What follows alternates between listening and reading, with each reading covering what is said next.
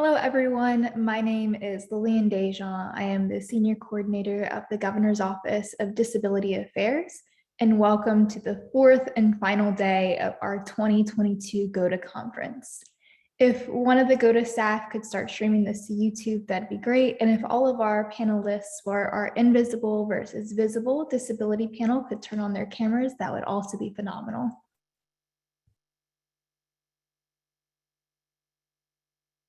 Hello, everyone. It is so great to see you this morning. Thank you so much for joining us. So first of all, I'd like to start off with some introductions. So Michaela, would you like to go first? Hi, I'm Michaela Shelley. I am currently living in South Carolina, and I have been living with an invisible disability for the last 10 years. Thank you, Michaela. Shannon? My name is Shannon. I currently live in New York. I have been living with an invisible/visible kind of fluctuating disability for about 3 years, and I'm really excited. We're so happy to have you, Shannon. And last but not least, Bethany. You're on mute. Thank you. Hi, my name's Bethany and I'm in North Carolina, and I've been living with a disability for pretty much my whole life, and it was invisible for most of it, but became visible like 5-ish years ago. So Awesome. Thank you. And one of the reasons why we decided to have this panel is because I don't find that we discuss dynamic disabilities a lot, at least in our disability community here in Louisiana, because we have a lot of people with either invisible or visible disabilities, but we don't talk about the intersection of both, right? So I'd like to just jump right into our first question, which is, do you identify as disabled? Why or why not? And so Michaela, I'm going to ask this of you first. Yeah, so I do identify as being disabled. I think the first time that I really identified as being disabled was when I got a handicap parking pass, because that kind of, I guess, solidified the, not necessarily diagnosis, but it made me feel more valid in my disability. That makes a lot of sense. And then you kind of have that external signal to the outside world as well of like, hey, I'm not necessarily completely able-bodied. We actually had a discussion at our LGBT and disability panel the other day about how some people may just identify as disabled on paper to access services and supports, but in their everyday social life may not because it may be invisible, which I thought was really interesting. So Shannon, I'd love to hear your thoughts on this question.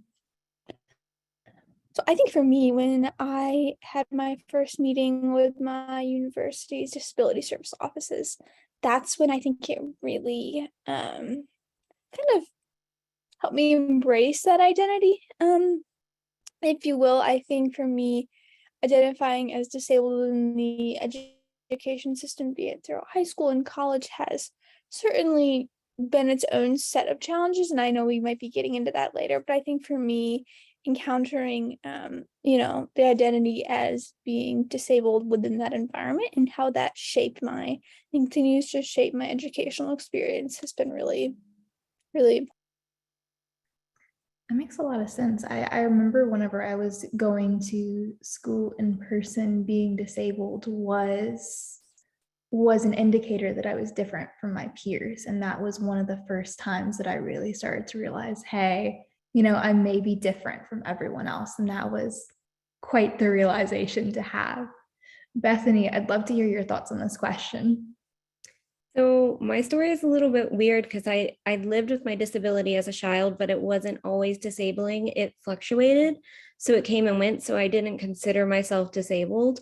It really became permanent when I was in high school, but it wasn't until I had an injury bad enough that I needed to use a wheelchair temporarily that I really realized I was disabled. But from that point, like since I was 17 onward, I considered myself disabled, even though I was disabled before that. Like when I was like 13, 14, I started having my disability. So it's interesting because even though I represent myself as disabled and I do now, I feel like I could have done it sooner, but I just wasn't comfortable with that terminology yet. It makes a lot of sense. I remember like the first time I really felt proud of being disabled was whenever I was around other disabled people. It wasn't necessarily being around, able-bodied, non-disabled peers my age, but whenever I was around people like me, living a life of their choosing, while still being sick or while still being disabled. So this leads us right into our next question, which is, how does it feel when other people apply the label disabled to you? And I'm just going to open this up to anyone. So I have a lot of thoughts on this one. I think for me that feels very invasive, because I feel as though without my consent, I'm not talking about, seeing down disability services and they use the word like different sort of healthcare provider. I'm talking about, the aunt at the Thanksgiving dinner table when you're the one who's feeding tube and you can't eat and they throw the label onto you, or things like that. Because I think, when you live with disability or chronic illness or something like this, you lose a lot of autonomy over your body, be it through invasive procedures or just like not having control over things that most people don't think twice about, and I think for me, putting that label on you almost makes it seem like they are dictating your abilities based on what they see or cannot see or choose not to see in some situations. And so I think, when someone puts that on you without either you using it first or without your consent, it really feels like they are trying to they are trying to not define your sick. They are assuming your like situation without knowing all of the details, and to me that just feels very invasive, because oftentimes those people will go right around 2 seconds later and be saying something extremely ableist or toxic positivity or something like that. So I think that's where I really appreciate that answer, especially how you illustrated how growing up chronically ill can be a very invasive experience, because I think that's a thing that not a lot of people discuss about what it's like to grow up in the medical system when your body is falling apart, right? Because, you have a lot of these very invasive procedures done to you at a very young age, but you have to do it because it's an effort to stay alive, right? But it's at a time where you don't necessarily have that bodily autonomy yet. You haven't really gotten to know your body yet. You haven't really, developed that self-determination yet. And so you're going through these experiences that are very invasive. And like you said, you're being labeled here, there, and everywhere, especially in doctors' offices. And I know for me, the word disabled felt very medical for a very long time because of that, because the contexts in which disabled was used were medical settings. It wasn't necessarily a community pride thing. It wasn't necessarily a cultural phenomenon, but rather a medical label. So I really appreciate that answer, Shannon, and you sharing those experiences. Michaela, I see you nodding along. I'd love to hear your thoughts on this. And no, I definitely agree with Shannon. I think that it also matters how a person defines what disabled actually means, because in the outside world, per se, those who are not disabled, the able-bodied, they kind of have a different notion about what disability means or what it looks like. And so if someone wants to make that assumption of what they think that your disability looks like, that's not okay. There's this like very black and white view of what disability can be. And I think you really, illustrated that well. I mean, it's either you're in a wheelchair or you're not necessarily like, I sleep 12 hours a day and I'm awake for 3 of them. I mean, it can look so different by the person. Bethany, what are your thoughts on this question? I think at first I wasn't sure where Shannon was going, but then I agreed with her more and more as she went on. And I was like, because the interesting thing is I was thinking about this question and I thought of places where I would want someone to, I would want to hide my disability and places where I would want to show it. And one of the places I went down was when I was dating or when I was hanging out with friends. I would want to hide my disability because when I was younger and I accepted being disabled and that became part of my life, I lost all of my friends. Like every single one of them stopped talking to me. And it was really jarring to me. So now I kind of have that in the back of my head, like, if I'm making friends or I'm trying to socialize, I don't want them to perceive me as disabled, because in my head, I'm concerned that they're going to take that and run with it, so to speak. So I think it's like, even though I might consider myself disabled, it really depends on the person's heart motive calling me that, whether or not I'm okay with them calling me that. So kind of like it just varies from person to person, I think. And there's been like this ongoing theme throughout the conference whenever we've had different panel discussions, this idea that, disability tends to be this all-encompassing label, in society, where like once you're labeled as disabled, that's what you are. Everything else stems from the disability, and that's that. And it's, I think, at least for me, it's really difficult to navigate when to reveal that I'm disabled or present as disabled, even if, going without my vent will make me sicker later, or going without my feeding tube will make me sicker later. There's some times where it's just more beneficial to just pass as able-bodied. I remember whenever I first started dating and going on dating apps, what do you do? What pictures do you put whenever sometimes you're visibly disabled and sometimes you're invisibly disabled? So how do you guys navigate social situations where maybe you can choose whether to present as disabled or not? How do you make that decision? I think I probably push myself a little too much when I'm in like a social setting. But like for dating wise, for me, I got lucky. My fiance and I met at church, and so he ended up already knowing that I was disabled, because I had talked about it with others, and like we had known each other in the community, and then we started dating. So it really wasn't like something that I had to like come out about. It was just who I was, and he knew that going into it. Bethany, I see you nodding along. Oh, Shannon, sorry. You can go, Bethany.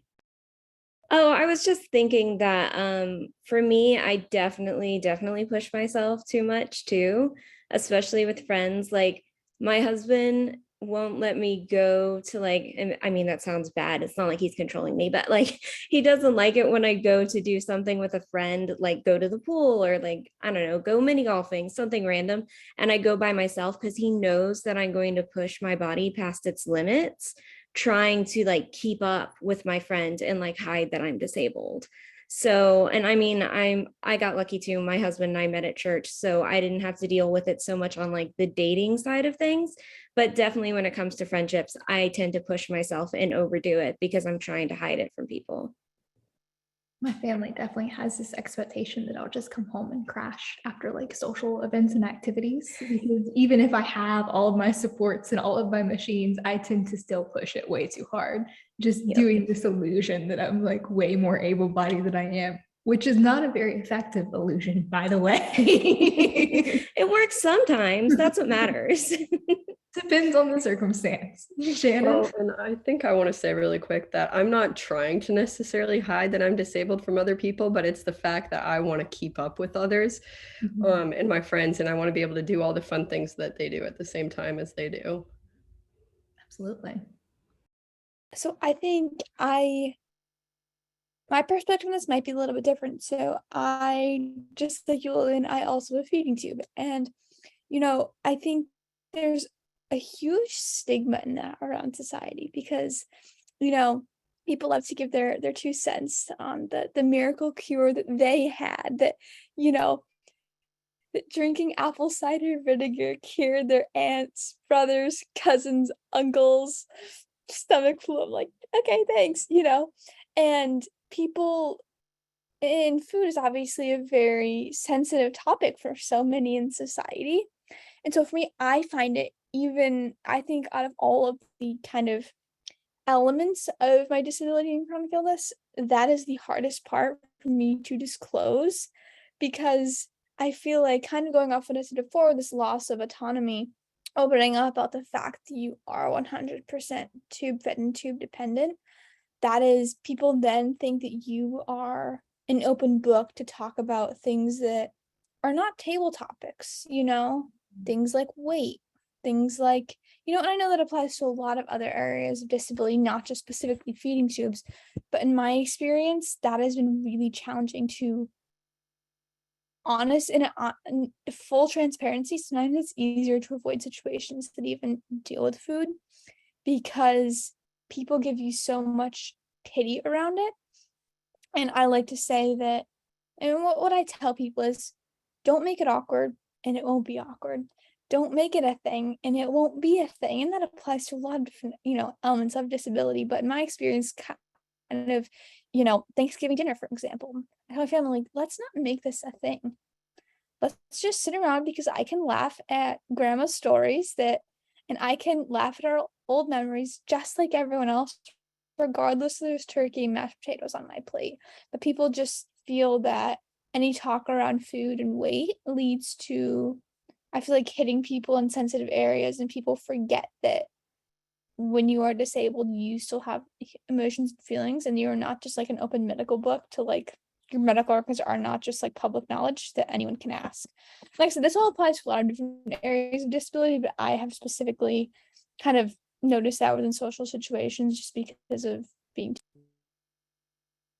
And I wonder too if some of that is because food is such a social event, right? You sit around at a table and you talk about your business and you talk about so-and-so's mom and sister who just got divorced, right? And so I wonder if it's because food is such a social thing. I mean, I remember being asked one time if my doctor had like a specific weight that I would have to get down to for him to be concerned and me to go back on tube feeds. And it was like, can we talk about my college semester instead?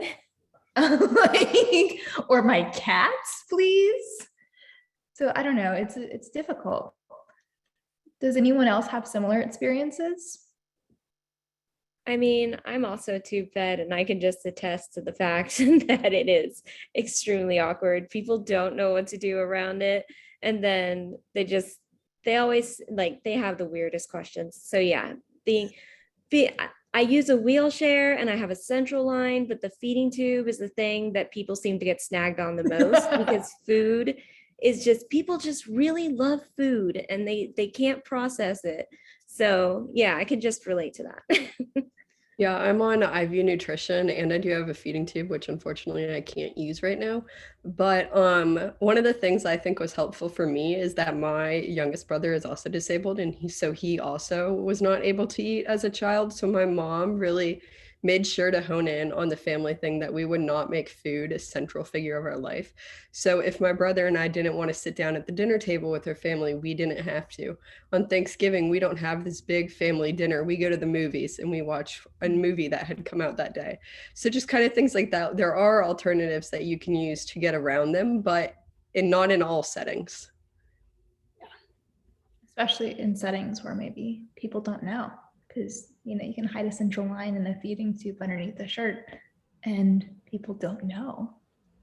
So the next question kind of applies to the conversation that we had earlier about, invisible disability, visible.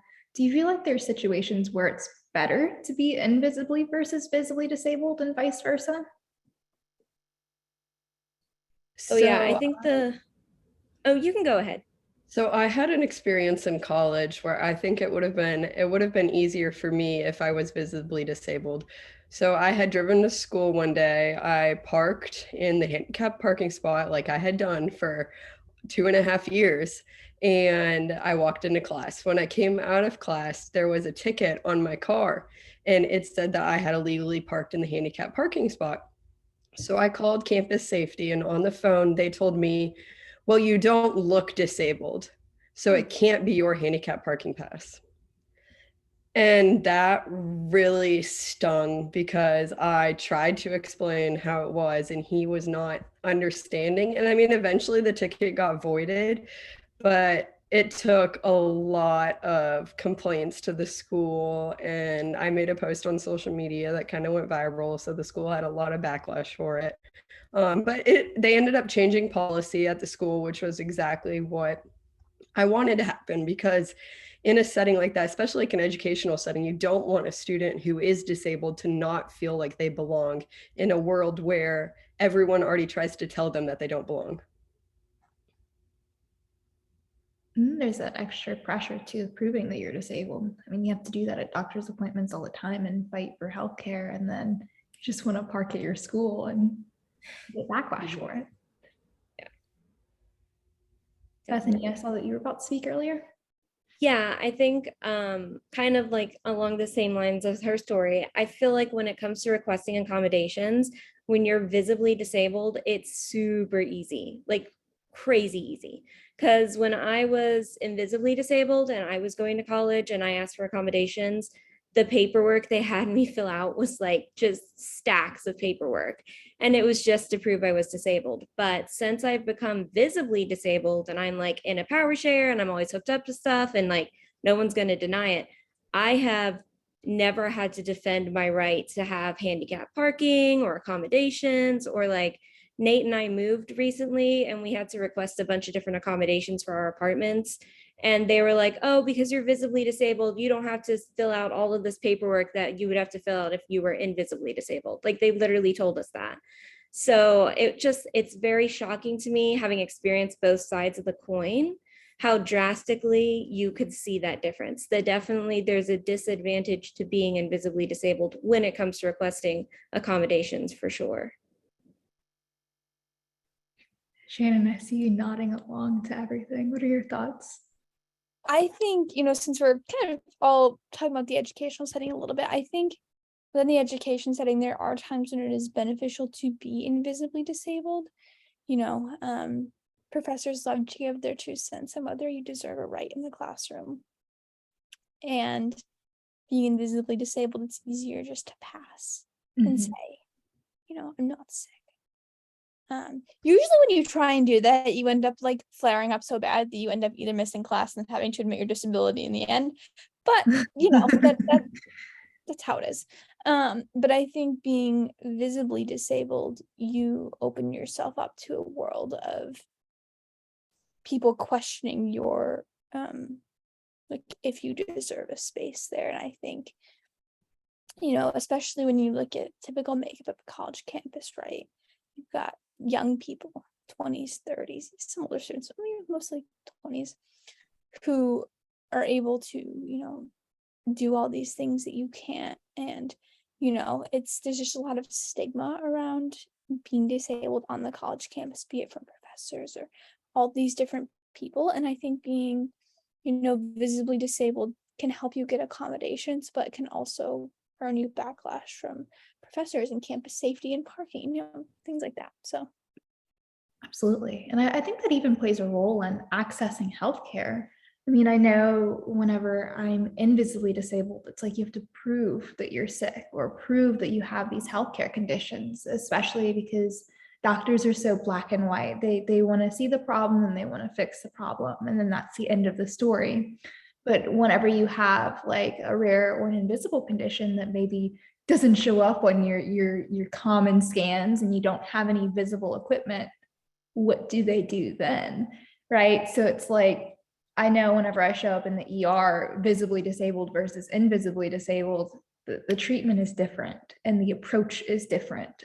There's a lot less convincing whenever you're visibly disabled. There actually is something pretty urgent going on, or even whenever you're seeing a specialist, you do need further testing, you do need more treatment. So it's funny how there's even that stigma in healthcare. We have a couple of questions and comments in the chat, and one kind of stuck out to me. One is from Jim Mitchell, and he made a comment about disability being binary. And it's interesting to me because sometimes I feel like disability isn't necessarily as binary as we think, or isn't as black and white as we think. What are you guys' thoughts on that? Oh yeah, it's definitely a fluctuating scale. Like it varies depending on the day, I think. And like you can be different types of disabled, I think, on different days, because I have so many different illnesses. I have like 3 major illnesses, and depending on which one is flaring up, it changes how I'm disabled that day and how I'm going to interact with my world. So I definitely think it's non-binary for sure. Absolutely. And I think the conversation probably varies among different disability communities as well, right? So like if we have someone who's like a paraplegic or blind, whose disability is more static and more stable day to day, the idea may be that disability is binary, but for someone with a chronic illness where disability and ability fluctuates by the day, and on one day you can be almost 100% able-bodied and the next you can't get out of bed, it's different. So Shannon, Michaela, what are your thoughts on this? No, I definitely do agree that I think in some situations disability is binary, but in others it is not. And it depends on, I guess, how much you want to classify the severity of disability.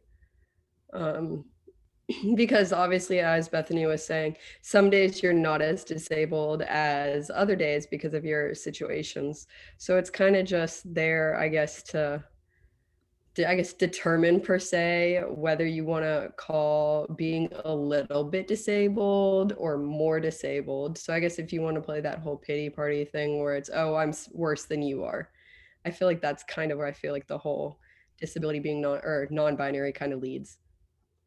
Yeah, definitely. I mean, in the chronic illness community, there's definitely a lot more tension over the idea of being disabled. And I've seen it, it's so much different in the chronic illness community than, for instance, in our general disability community here in Louisiana, where you see a lot more static disabilities than necessarily fluid and disabilities that change over time and severity.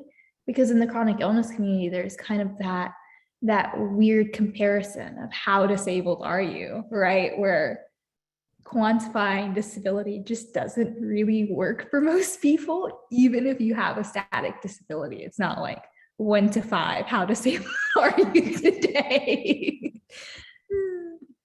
So the first time I encountered the rate the severity of your disability question was on a questionnaire for disability accommodations at school. Yes. And I remember looking at the question, in full transparency, I kind of laughed because I was like, maybe it was just the way it was worded. It was like, rate the severity of your disability. I'm like, how am I supposed to answer this? You know? And in a way, I feel like that question is not a 1 through 5 scale, nor should it be. And maybe y'all will disagree. These are just my opinions. I don't like that specific question. How severe is your disability? Because I feel like, and maybe this is internalized ableism based on what society has told me about what being disabled means. I feel like it's almost like saying you aren't valid unless you can rate like 3, 4, 5. 2, if you rate 3, 4, 5, then you do not deserve a place in society as much because you are disabled. Like, I feel like it's, and like I said, it could be internalized ableism, but in a way, I feel like you can't put, it's, kind of like the pain scale. It's like, a lot of us are like, the pain scale means nothing to us because it's part of our daily life. It's like, how can I rate how much a big part of my daily life impacts my daily life? It's part of me. It's not all that I am. It's not, it's not what defines every part of me, but how can I take this huge puzzle piece of my life and being asked to put it on a scale? I think what would be a more helpful way to ask the question is, how does your disability impact you? And does that fluctuate day to day? Because you can't, it's a quality question, not a quantity question. And I think giving a qualitative answer is just gives more I think it's just a better way to ask it, and a little bit less like, hey, how much, like, in a way, I can feel like this voice in the back of the head saying like, how much does your life suck because of your disability, or how much can't you do because of your disability? And that is not what they're asking, but I guess I just feel like because of the way society portrays disability, to me, that's just, and that's not the reality of it, but I think just the message society preaches is, what can't you do? And that question just kind of amplifies that ableist message. And I think it depends, like, contextually too. Like, if you're in a flare or not, a high, quote unquote, high pain day can be different for you if you're in a flare or not, depending on your tolerance. Because I know whenever I'm in a flare versus not in a flare, whenever I'm in a flare, my pain tolerance is going to be through the roof because I'm going to be dealing with pain every single day. So a 5 during a flare is going to be different than a 5 outside of a flare. And my 5 outside and inside of a flare is still going to be different than a non-disabled person's 5. So it can be so subjective. And so it's so much based on context as well about where your health is at the time. Bethany, Michaela, what are your thoughts? Well, I was thinking about the non-binary disability thing. And I think the interesting concept is like, when I think of disability, I don't think of it in the severity of how severe your disability is. I think of it in like, what sort of limitations does your disability give you? So, because some people, they can't walk or they can't hear or they can't see. And for me, some days I can't walk, some days I can, some days I can't smell a perfume, some days I can. So I think like when we're talking about disability severity, sometimes maybe you can answer questions like that by turning them over in your head and thinking more like, how is my disability disabling me, rather than trying to think in a severity scale, because there is a lot of competition that comes with doing the severity scale. It's not helpful for anybody, and it's just not, you can't quantify something like that easily, for sure. Absolutely. Michaela? No, I agree with everything that everyone said here. I don't think I have anything important to add. It's definitely difficult to quantify or even qualify disability when everything looks so different by the day. And I don't think we're used to that idea as a society because we think of disability as a very black and white circumstance. It's the same amount and the same type of disability over your entire lifespan, I think, is the general idea. Or you're able-bodied and then you have an accident and then you're not, versus there's some days that I can walk and that I can breathe on my own, and then the next day I can't. And there's not necessarily a good explanation for that, but rather that may just be the way your body functions that day. So let's see, what is our next question? Has there been any specific instances where perhaps you entered a social situation, passing as able-bodied, and then, you were like revealed you were disabled, or perhaps it came up? How does that work for you guys? Do you purposely share with people that you're disabled? Does it just kind of happen? How do you approach that situation?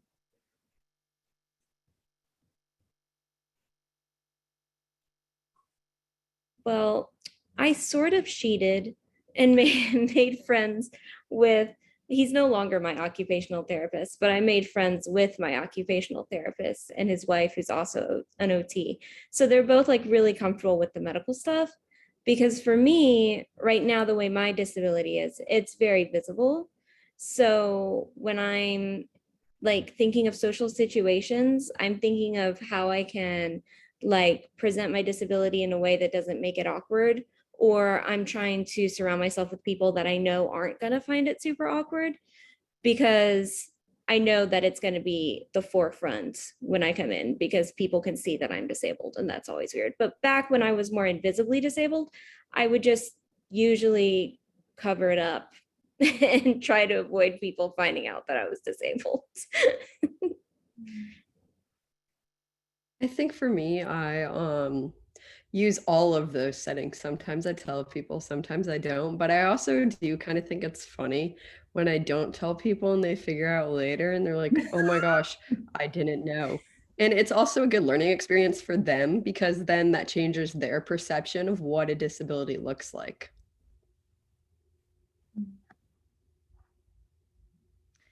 Shannon, what are your thoughts? People are uncomfortable with disability, and that's just a thought that keeps coming to me. When you come out as disabled, I have been met with a lot of people that want to fix before they accept. And like, to me, that prevents me from opening up a lot in certain situations, like, especially like for me when it comes to church settings. I love my church family, but I also am very selective about who knows what within that circle personally, because there's a lot of you don't see a lot of people who are comfortable being disabled within a religious setting. And so to me, it makes me feel very awkward when people try to make it seem like there's something wrong with being comfortable being disabled and chronically ill. And sometimes it makes me feel like I'm not trying hard enough if I'm not, doing all these prayer cures that are going to get me in and things like that. So I think that is one particular setting where I do honestly prefer to pass as invisible. And don't get me wrong, I have some incredible support from my church community, but I'm very selective about what I like. I really don't like running my 2 feet in church because I know that it makes you a magnet. And to me that just makes me very uncomfortable. Well, I think at church also, the problem with the church in general is that there is a heavy focus on healing and getting better and the improvement. And with chronic illness or with disability, unfortunately, oftentimes that just doesn't happen. And that is really hard for some people to accept. So I think that is something that the church kind of needs to do in changing the narrative. Absolutely. And I think whenever you cycle between visibly and invisibly disabled, I feel like sharing your disability with people can become a vulnerable thing because you start to recognize the difference in way people treat disabled people and non-disabled people. You're a little bit more intimately familiar with that idea because you've been treated as both. And so, sharing that piece of yourself can be a very vulnerable thing, right? Because it can such a big part of your life. It can be such a big part of your identity. And whenever you share that with someone and someone's first reaction is, oh, I hope you get fixed soon. That can be kind of hurtful, right? I mean, I remember being prayed over in a Chick-fil-A one time after a doctor's appointment because people really feel the need to fix you whenever they realize that you're sick or disabled or chronically ill, when it can just be a thing that is and not necessarily, a large tragedy. Does it suck sometimes? Yes. But do I also just want to eat my chicken nuggets? Yes. So shifting gears a little bit, I wanted to talk about how the pandemic and virtual participation has impacted you guys. Has the pandemic and virtual participation impacted other people's perception of your disability? Yes, but also there's been good and bad. It's like definitely a mix.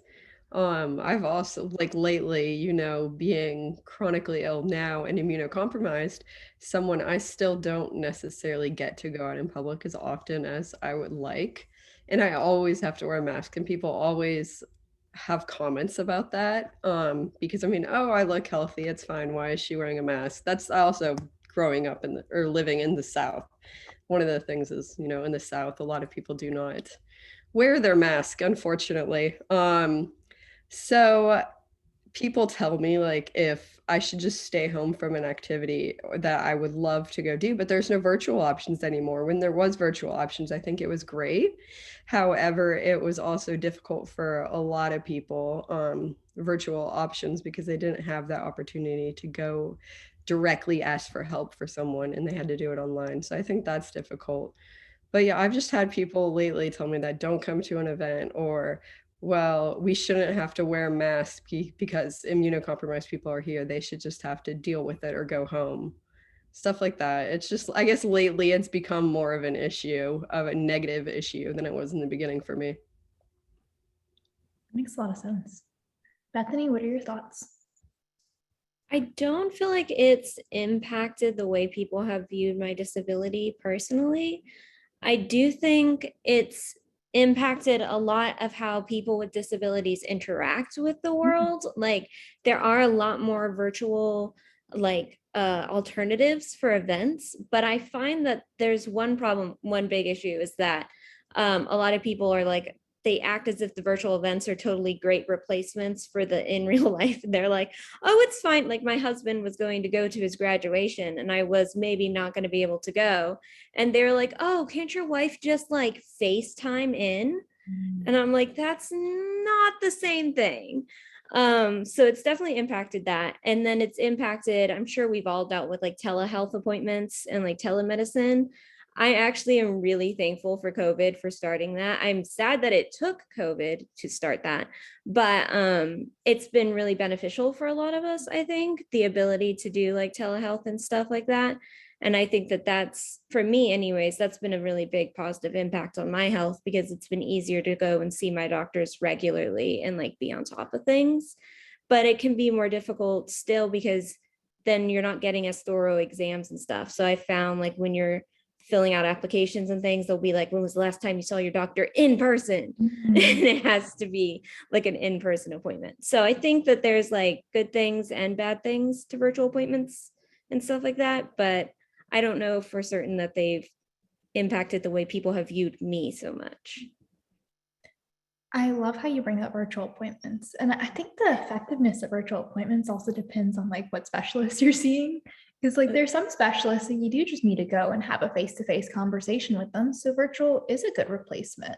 But then there's some like, for instance, if you have a cardiology appointment and you need an echo, you can't exactly do that DIY at home. Wish you could. Right? That'd be so great. I found that it's been weird transitioning almost out of COVID times, because it's like the world is half virtual and half in person, and everyone's rushing to go back in person. And I know for me, everything's so much more accessible virtual because it doesn't put as much stress on my body, and you can still interact virtually. But it's like this feeling of almost being left behind, right? Because the world isn't as accessible anymore, and you can see how everything's kind of transitioning back in person. Shannon, I would love to hear your thoughts on all of this. I honestly, and it's funny because I had thought about beginning to mask actually about maybe 6 months before COVID, due to severe perfume sensitivity due to mast cell activation syndrome. And I talked to some people about it, and this is before COVID and masks were even a thing. And I considered like maybe it would help prevent some reactions. And and when COVID started, social situations are a lot more accessible, because I do not have to worry about as many like strong interactions with perfume, or things that trigger reactions. And I have found that I really like wearing a mask. I just feel safer.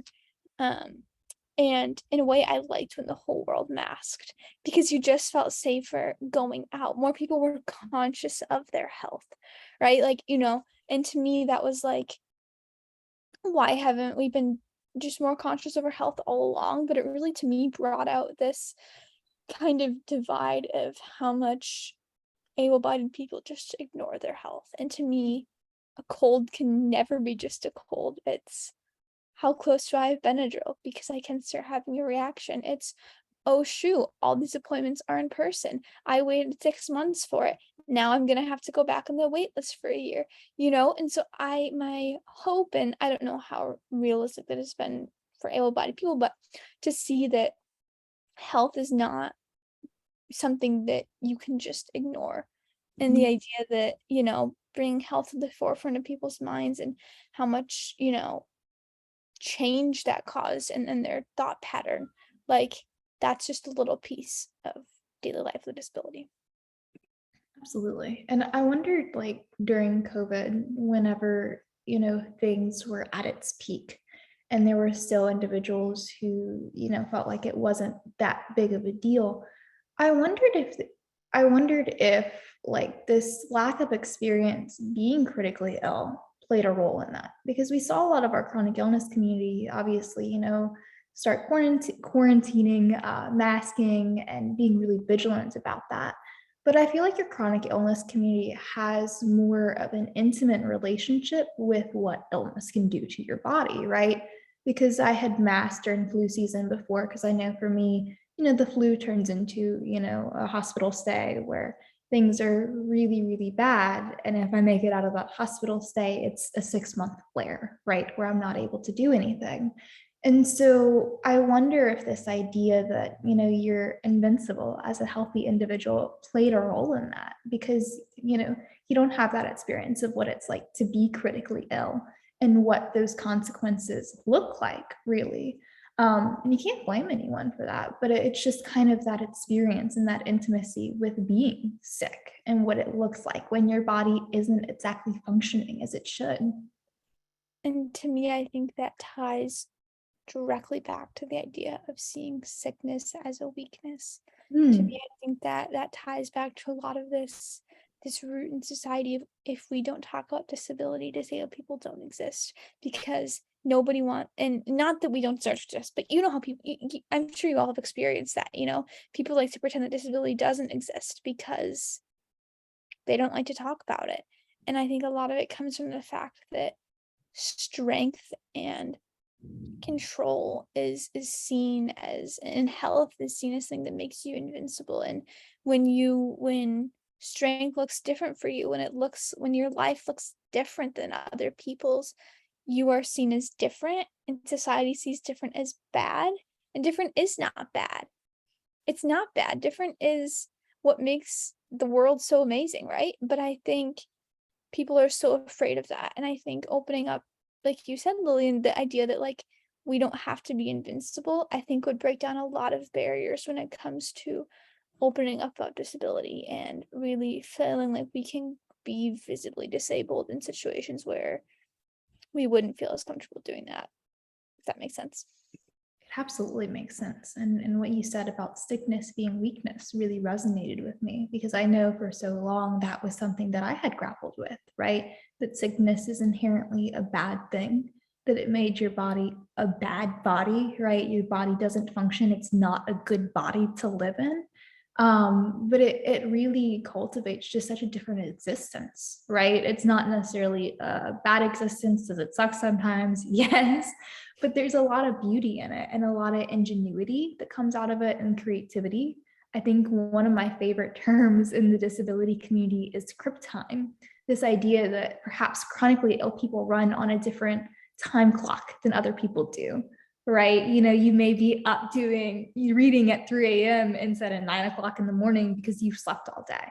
Or perhaps the only functional hours of the week is at Tuesday from 8 a.m. to 10 a.m. And that's just the time that you run off of. And it's not a bad thing. You're just running off of Cryptime. And I just find that idea really charming as someone who loses so much time to being sick and being chronically ill. So Michaela, Bethany, I'd love to hear your thoughts on this conversation. I think I'm still thinking about Cryptime because I've never heard that term before. And I feel like that's really resonates with me because I definitely run on that. Like I'm on a little bit of Cryptime right now because I'm still trying to wake up. But like, yeah, I think we all have our own like things that we have to do differently because we're disabled. And I think that that's just part of living life with a disability for sure. Absolutely. Michaela? Yeah, I've never heard that term either, so that's a very interesting way to look at things. I can definitely agree with it in a way, but I've also started to find a way to get my body to work, like by setting boundaries, so that if I know that I have something the next day, I have to do this the night before to be able to get to do that. And I think some of that too, like I know at least for me, setting those boundaries and using those supports also stems from that self-acceptance and not that rejection of disability and this illusion in your head that you can function just like everyone else if you just try hard enough. But blocking out that time to rest and understanding your boundaries and consequences as well if you push those boundaries, that's a huge part of self-acceptance and accepting your body as just your body and not necessarily one that should be functioning better. Mm-hmm. Yeah, and there's something that I heard last year over Disability Pride Month, and there wasn't like someone who said the quote, it was just anonymous, but it said disability pride is about self-acceptance in a world that constantly tells you that you are broken. Mm-hmm. And I feel like that's so important because a lot of able-bodied people look at those who are disabled and think that we are not worthy or we're different and we just can't do things. But there are things that we can do, and you have to learn to accept what you can do and move past the things that you can't. Absolutely. And there's, even I feel like benefits to being disabled as well. I mean, I know I tend to be a hyper productive worker in the hours that I do work because I know that I'm going to be sleeping for 5 hours later that day. So it's like there's perks to it. And there's things that you learn how to be creative with that actually can be beneficial, like that hyper productivity or that ingenuity of, okay, what happens if you get a new medical device and you don't have anything to wheel it around your home with? What do you do then? You know, you get a craft cart from Amazon that you tie an IV pole to so you can wheel all of your equipment across the house. That ingenuity, it can be so everyday for those of us with chronic illness. Yeah, I feel like disability teaches us a lot about things, and like it gives us a lot of life lessons that we don't necessarily get otherwise. Because I was talking to my mom about this the other day, but I do a lot of my hobbies require an intense amount of patience and like the ability to not be super frustrated at stuff. And my mom was always like, I don't know what's wrong with you, Bethany. You do those things, and I would want to throw them across the room.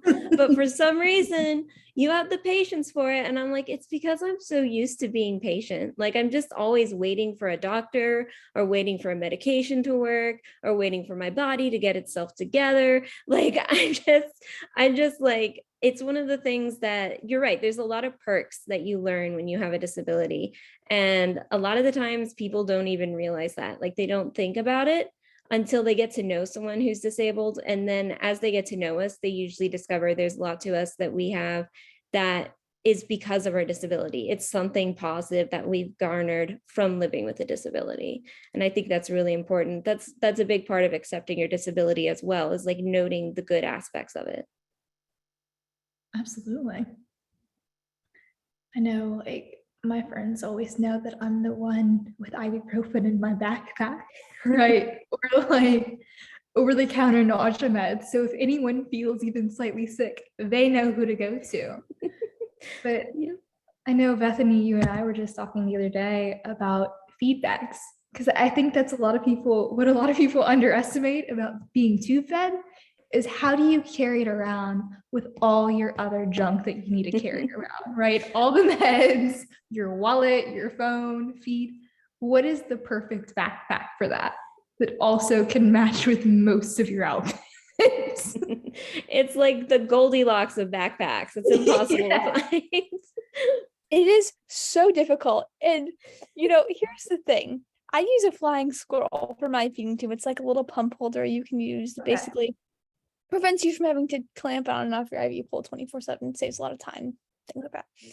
And I have actually, one of the things about embracing disability for me is like having a cute backpack, being able to use, tubing clips to secure my tubing that are fun and match my outfit. So even if I can't go in the kitchen and choose if I want Lucky Charms or Cocoa Puffs, I can still choose what kind of clip I want for the day or which backpack I'm going to use, or things like that, to kind of do what you can to make it fun, to make it your experience, and to kind of make it less of to kind of incorporate it into your life, make it part of your routine, rather than, I think when you look at disability as something you are learning to live alongside and to make your best life, not what society thinks your best life is, not what the unrealistic expectations say your life should be, but what you believe your life should be, to live your best life. You can do that when your disability becomes something that you're no longer fighting with, but learning to live alongside. And I think for me that was a huge something that I'm learning and unlearning every day, actually. And that's like such an important point to make about the backpacks and stuff being cute. Like there's so much stigma surrounding making your mobility aids cute and colorful and stuff. Like people like to bash on you and say that you're just doing it because you wanted them for attention or something. But like there is so much power in finding love in the things that you need to survive. Like that's a really, really important point. I feel like if I ever have someone come to me and be like, what's something a newly disabled person needs to know, that would be one of the biggest things for me. Absolutely. And I there's some times where I've had, conversations about making, feedback's cute, or wheelchairs, you want to pick the color of your wheelchair as your favorite color, right? And I think some individuals are confused by this, right? Because it seems kind of shallow that you want a really cute feedback pack. And I think it also lends back, though, to what Shannon was talking about earlier about that loss of autonomy that you sometimes experience with chronic illness or disability, where, especially with the chronic illness, it can be pretty all-consuming at times. But if you can choose what your feedback pack looks like, or the pins that you put on it, or what does your walker look like, it's a sense of control that you have, right? You can exert that self-determination in those little ways throughout your life. That's really pretty fun at the same time. Yep. I mean, I think everyone wants a cute backpack too at some point. I mean, it can't just be us. Yes, like talk about like Painsomnia Etsy shopping for the cute pins for the feedback. And I also think it makes it easier to talk about, right? Because I sometimes, like, my feedback has butterflies on it. And people say, oh my goodness, I love your backpack. And it's like a great way to kind of say, yeah, like it makes it easier having to carry it around 23 hours of the day. And, it makes people like, I don't want to say less afraid about, but makes it makes it seem less like, oh, and I think there's this stigma specifically on feeding tubes that they're something that only like people in hospitals have, right? Mm-hmm. Like people can't go on a Zoom call and have a panel when they are in a feeding tube because they are meant for people who can't, and I think that showing people that, my feeding tube nourishes me and it gives me the ability to do the things I love, and then saying like, a cute backpack. Like I remember the last time I was admitted to the hospital, I for my surgical feeding tube I use little chewy pads under. They're like cotton, fun, basically an eco-friendly, more fun replacement for gauze.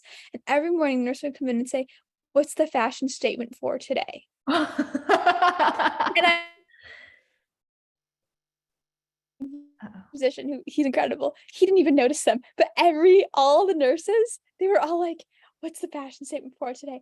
Oh my goodness, that's so cute. I was like, this is absolutely hilarious. But I do think it makes it seem more of an accessible thing that you can talk about and less of like, oh, stigma, we don't talk about that, Absolutely. I used to run a small business making TV pads, and like Shannon said, it's like this replaceable, reusable alternative to gauze around a feeding tube. And everyone in my life got invested in this, right? And it became an avenue for conversation about chronic illness that previously people didn't want to touch, right? Because of that stigma. But instead, people would bring fabric to my house and ask about feeding tubes and chronic illness. And it became this really fun thing that most people could invest in. And it became this gateway to conversation. And so I think you guys are spot on whenever you talk about how it is an avenue for conversation with other people. I remember there was one time I had a friend who told me that they didn't ask about my feedback though, because they thought it wasn't a feedback. They thought I was just weirdly emotionally attached to my backpack. And that's why I carried it around everywhere, which in a way is true. I don't want to be separated from it, but that's because I'm connected to it. So we do have an interesting comment or a question in the chat from Harlan. And he said, this is a great panel. Thank you all so much. Do any of you feel like the COVID-19 crisis made you seem physically weaker than you wanted to appear to others? What kind of impact did this have on you personally? And I'm going to open this up to anyone who wants to answer. I don't know that it made me seem physically weaker, but I definitely had to request a lot more accommodations from my in-laws because they weren't really masking or like quarantining very much at first. So we explained my immunocompromised self and like why it was important for them to mask and everything. So they basically had to learn all those rules with us. And I think its biggest impact was it just made me feel, I felt very burdensome to be like having to put my responsibilities on them. But on the flip side, I also felt very loved that they were very willing to learn those things, and they did upkeep it and were very adamant at telling us if they had been exposed to a crowd or someone with COVID, and they stayed away for 2 weeks if they had. So I guess in a sense, it did make me seem weaker to my loved ones, I would think, but they responded in a way that was beneficial for me. I think it showed me clearly the type of people that I have in my life, and that was good. Absolutely. And I think it was cool even to see during COVID, at least in my experience, to see almost a respect of opinions among our inner circle, right? Because there were some people who I interacted with, not face to face, but people that I knew who were not masking, who did not want to get vaccinated, but they were like, hey, look, I understand you're cautious about this because of your chronic illness. I'll respect your boundaries with this. So I don't want to mask, but we can FaceTime instead. So there was this bridging of opinions that was a really beautiful thing where it's like, okay, I'm not going to barrage you about not masking and getting vaccinated, but you're not going to barrage me about doing those things, right? So we can respect each other and bridge that gap and still have a relationship and a cool friendship. Mm-hmm. So how did, I'm losing my train of thought now. So does anyone else want to answer the question from Harlan about how the COVID-19 crisis maybe made you seem physically weaker than others, and what kind of impact did that have on you personally? Yeah, I'm not sure it really made me physically weaker or appear that way. I did have to have that reminder to others like, hey, you know, I'm not coming to this or that, or yeah, I'm immunocompromised. So just remember that, like stuff like that. I guess it might have made it more frustrating for other people, but they kind of needed to get over it. If they actually wanted to be my friend, they would help me. Or they would make a space for me so that I was able to be included. But also, I think one of the interesting things of the pandemic is that I also actually got a little healthier during the pandemic because I quit going to school every day. So I quit stressing myself out. I could get more sleep every single day. And so that stopped the seizures, or at least a good portion of them, because a lot of my seizures were stress related or brought on by stress. So when all that stress was gone and I had more time to relax during the beginning of the pandemic, things started to get better for me. And I had time to do other things. Like I had time to start walking. So now that I guess I'm in that state, I'm not probably going to go back. Like I will continue taking care of myself further and setting my boundaries because now I realize exactly how important they are. I really relate to that because I also feel like I got healthier over the pandemic. Not only did I get on treatments that finally worked for my body, but also, like you said, it allowed you to explore your boundaries also without the opinions of other people as well.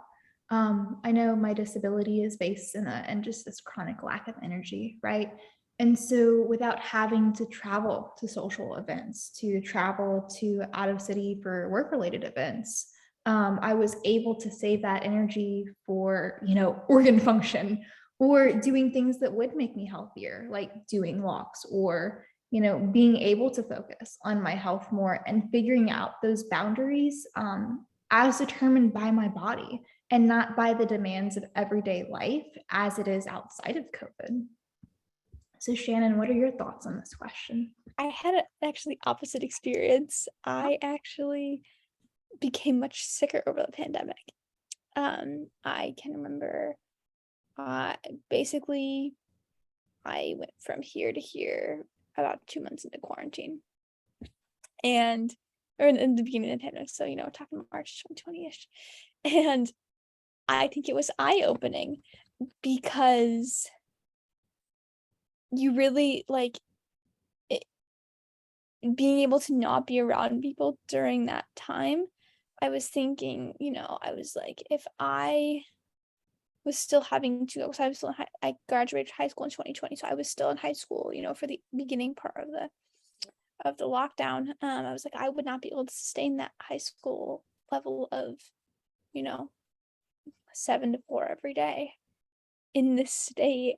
So to me, I think it was really interesting, and I think navigating many more procedures than I'd ever had before while going through COVID having to do those things alone and aging out of the pediatric system where, your parents being able to be around is much more of a thing. While all the pandemic during the adult side, that wasn't possible for obvious reasons. I just think it was really interesting to see, also just how burnt out the healthcare workers are, and kind of navigating a system that is so broken and trying to access care.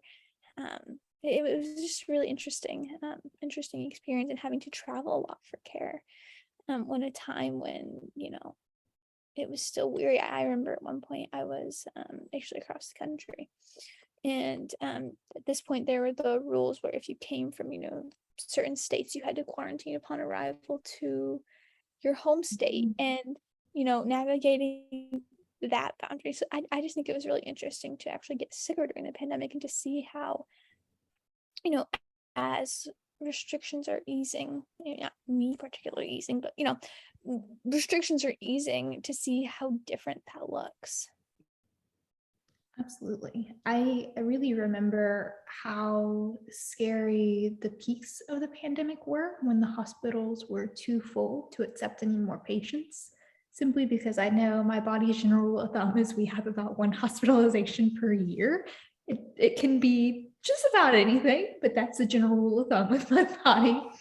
And so there's no way to predict those things. There's no way to predict when my central line is going to get infected and I go septic. There's no way to really prepare for a weird reaction to a medication that I need to be hospitalized for. And so I remember that was really scary, because it's like the hospital sometimes can feel like a safe place, because for me, the hospital is where I go whenever I can't be cared for at home anymore. When my body is just too sick for all the supports that we have at home, I know I can go to the hospital and they can support my body through whatever it's going through. And so it was really scary for me to have that lack of access that, we had before, where you could go to the hospital and generally receive good care, right, that you needed. Did anyone else have a similar experience?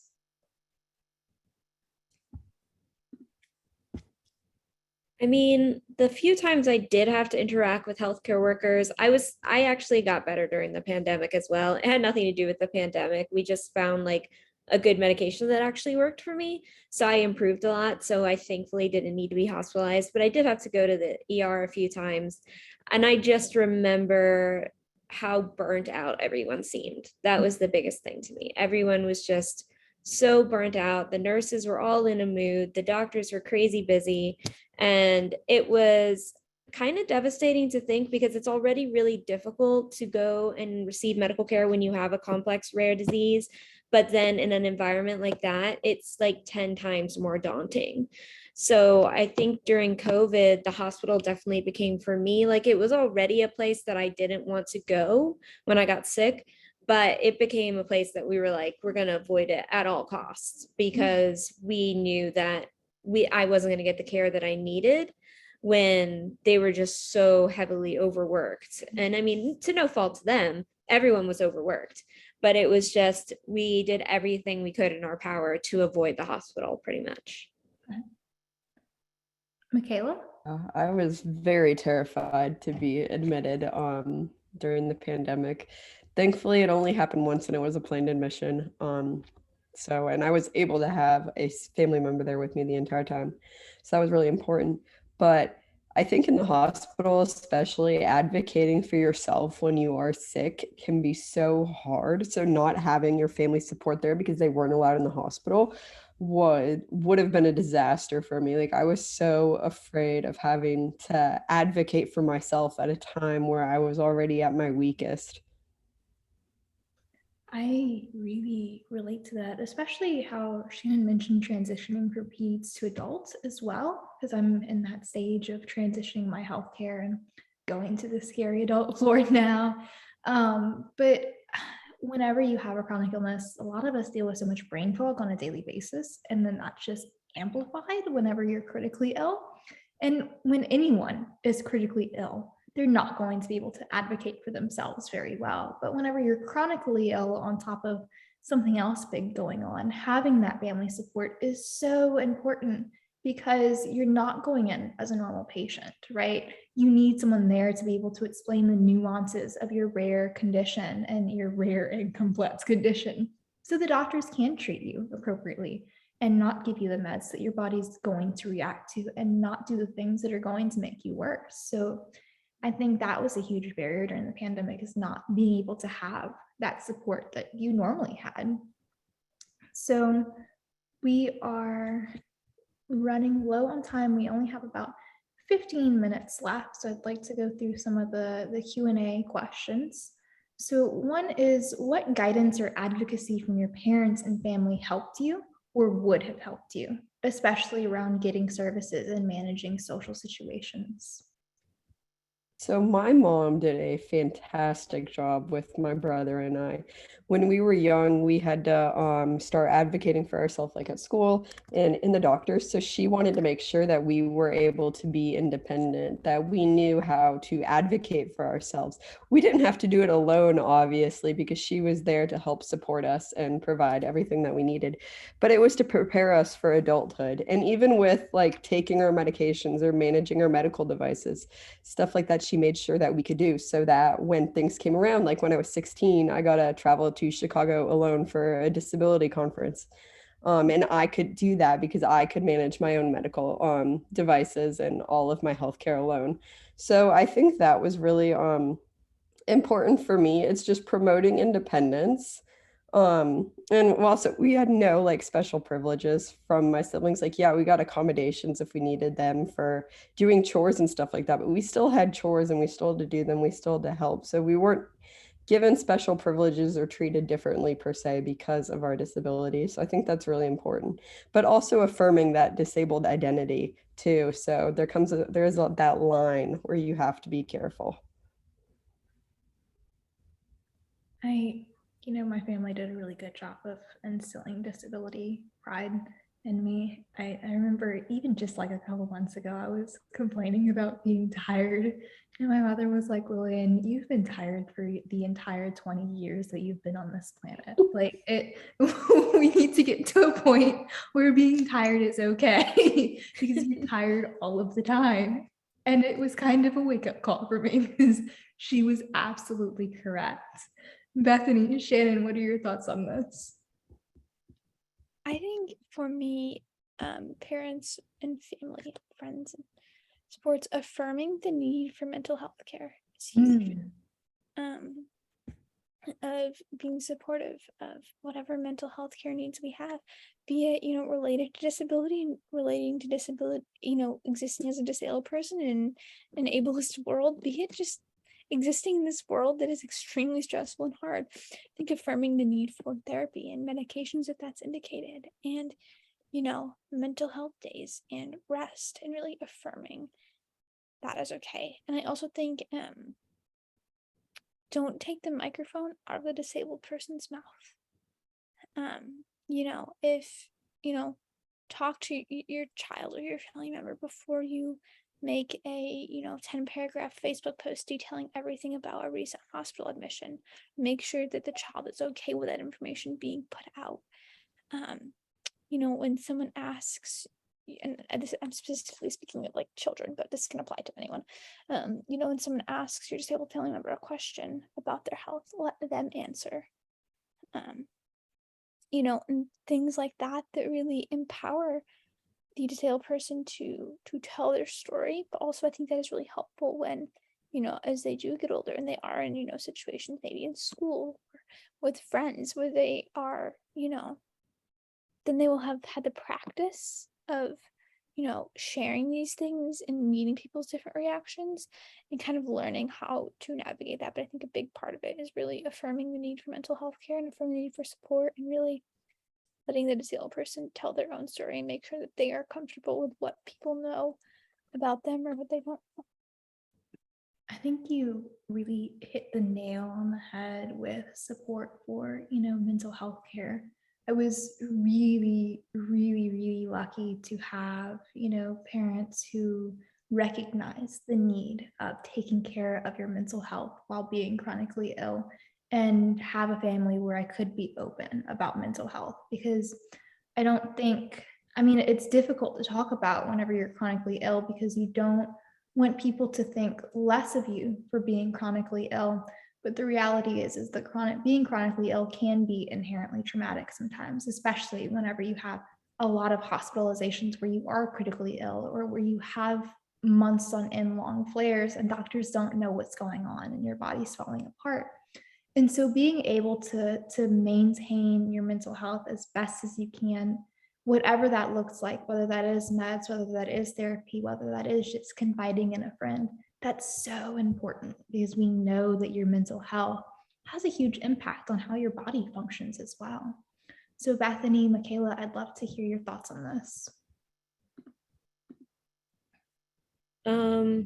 Well, as far as advocating for myself goes, my mom kind of learned at the same rate that I did how to deal with doctors, because even though I was sick as a child, the doctors had not diagnosed me.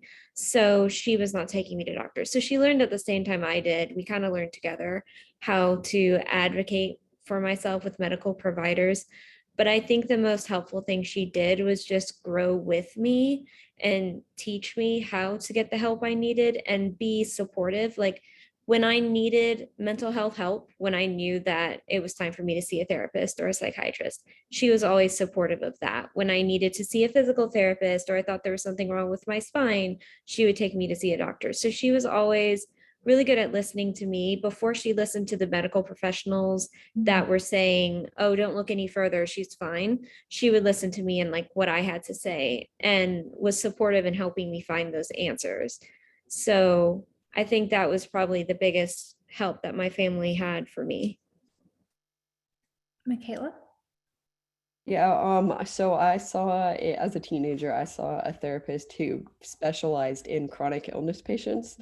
So that was probably huge for me, I think, because having someone who was specially in tune with what I was going through and understanding like the whole chronic illness realm of things, if you can find that in your community, that is so important. Unfortunately, there's not a lot of them out there, but there just so happened to be one in my area, which is really important. But I also think one of the things that's interesting is I've noticed a lot of people who, if they need to seek psychiatric care, like per se, they need to go to a residential treatment facility or something, a residential treatment facility might not accept you because of your medical needs. Depending on your high like acuity levels, if you have certain medical devices, they will not accept you as a patient. And I think that's something that definitely needs to be reformed and talked about, because where do we send these patients then if they can't access help?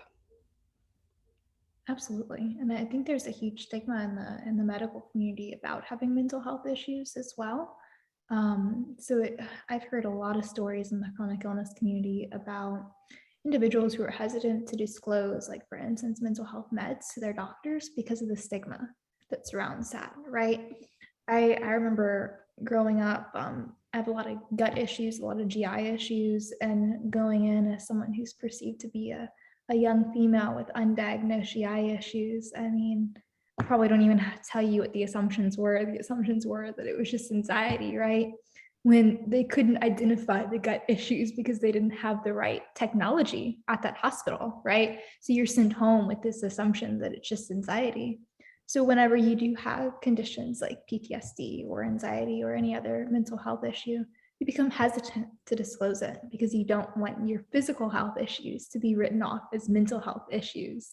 And that leads to such a barrier of care and a lack of communication with your medical team as well.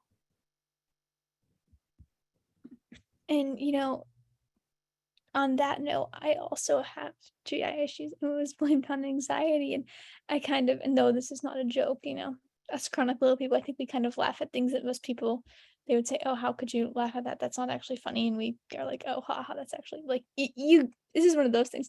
I kind of a joke, I'd be like, yes, like I had baseline anxiety, but like, it is not the cause of my GI issues. The doctors blamed my GI issues on my anxiety, gave me anxiety. Like, and though that's not really like haha funny, it's just ironic. I think also there's a huge neglect in the way, like, by neglecting mental health and kind of shoving it under the rug, we actually ignore the ways that it can impact our health, and we feel less comfortable opening up about it. And I think there's a lot of, and I'm a science nerd, there's a lot of like literature out there about this, and I really wonder, and that's not me saying illnesses in our head, no, but like these are life altering things, and when we do have anxiety and depression, things like that, like it can make it so much harder to want to be open about those things. But I think being able to be open about those about our providers can actually have lead to really positive change in our bodies and the system as a whole. But first, the first step toward making change is acknowledging something exists. Until the medical profession acknowledges that mental health and physical health can coexist, and can addressing both of them appropriately can lead toward really positive change. If you never acknowledge that, you're never going to make the change. Absolutely. And having those conversations with your medical professionals about how mental health and physical health can be intertwined can actually be educational for them. I mean, I often joke with people where you have conversations about mental health being intertwined with physical health, and when people blame like nausea on anxiety, it's like, okay, I do have anxiety, I do have gut issues, but of course I have anxiety, my organs are failing, of course I have mental health issues, my body is falling apart. Like this, anyone dealing with such big life altering events and continued trauma will deal with some mental health repercussions at some point, and that's normal. That's going to happen, and it's how you deal with it and how you move on and how you approach it is what matters. I think that's all of most of our questions anyway, and so I'd like to give a huge thank you to all of our panelists for sharing their experiences and being here and chatting. I really enjoyed our conversation. Thank you to all of our attendees for attending our panel. And does anyone have any closing comments before we officially close our panel? I just think I would like to say that being open to this conversation is a huge like kind of positive change for me. I think, listening to the experiences of disabled people and saying like, you deserve a place in society and we are your allies, I think just really is encouraging. And I think that this information is not something that is talked about a lot in society. And I think it's really something it just makes me really happy to see people wanting to learn about it and to want to be better allies for the disabled community. Thank you. And we have a comment from Bobby that says, thank you all for being so open with your experiences. And another person says, excellent seminar, ladies, you did good. So I think that's an excellent note to close on. So thank you all so much. And I hope we get to chat again in the future. All right, bye.